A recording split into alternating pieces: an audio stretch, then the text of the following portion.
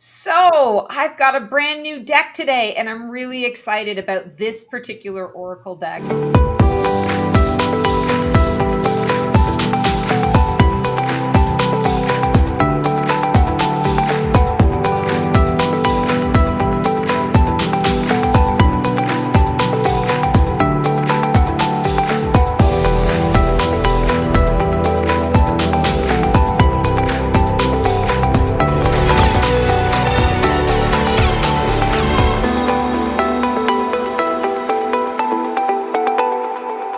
Hello all, Stacy the Black Feather Intuitive, and welcome to another segment of Black Feather Couture, Divining a VIP Life, and we are doing oracles today. So for those of you who are unfamiliar, or maybe you're just kind of new to all this fun stuff, the difference between a tarot card and an oracle card is that a tarot card is a system of divination. It is something that has been around for centuries, and each card has its own delineation. There are a number of words associated with each of those cards, but it basically follows a particular pattern, a particular system. Oracles are a little bit different. They give you a little more freedom. They can be about any subject matter or topic at all. You can use different imagery for them. There's just, I want to say it's more creative freedom and creative license to get the information that you need. So what I decided to do today, because this is what my guides were about, my divine dream team was in my ear this morning before I even had a chance to get out of bed. They do that sometimes. Is we're pulling a card today on the question of, what are my guides? What is my divine dream team trying to teach me this month? And I also heard, as I'm saying this now, this moment. So they're trying to keep us present and keep us focused. And I am pulling cards from the Elle Qui Oracle Deck by Melanie Delon and Arwen Lynch-Poe. And this is a great deck because it's not a goddess deck, but I'm going to tell you it's got a lot of goddess energy. And I'm in a feisty goddess mood today. So what do our angels and guides want us to know? What is our divine dream team trying to tell us? We have Perpetua, she who aches, sadness, solitude, silent, and withdraw. So this month and this moment, okay, I'm just going to keep it real. We are in an unprecedented time on this planet, an unprecedented time here in humanity. Everything is topsy-turvy. If you happen to be like me and live in the United States, it is the biggest shit show that the United States, I want to say, has really ever seen since maybe the Civil War. There's been so much chaos building up with this. And if you are in other parts of the world, you're also being affected by this because you're watching the nonsense and shenaniganery that's going on and, having your own opinions about all of it and being affected by it in your own country, especially my home country, my birth country of Canada. You poor people are worried that you're going to be invaded, apparently the 51st state. So there's a tendency here when we are overwhelmed, when there is so much information coming at us, when there is so much emotion connected to things, that we tend to isolate. So, and some people don't isolate. Some people are external about expressing that and experiencing that. But a lot of people, and I would wager here that the majority of you who are watching this are kind of looking at all of this and going, okay, let me just take a step back. I don't want any of that shit on me. Thank you so much. Let me have my raincoat before I decide to go out into that. So I feel like what our dream team is, or your dream team, my dream team, our dream team is really trying to convey, is bringing awareness to where you fall when there is chaos, when there is the unknown that shows up in your life. Now, I've given it a sort of a broader example. Take it down into your own life, into your own space right now. Where are you noticing that you're retreating, that you're isolating yourself, that you're going into a cold winter? Sometimes isolation is necessary. Sometimes that's part of the hermit's journey, and we just need to recharge. We need to not have noise around us or influencing us. And other times I want to say it's a defense mechanism. It's a defer and deflect.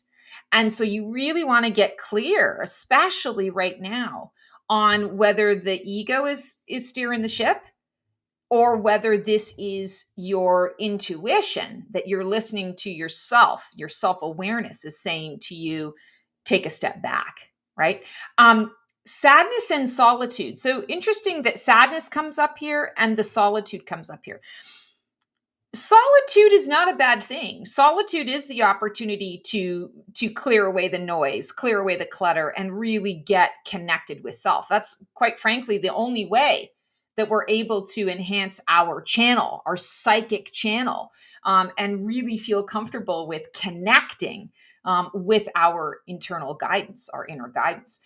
But there is sadness that comes when we have too much of this, or when it is, I want to say, not self-imposed, when it is something that is, when we're in a place of solitude for too long.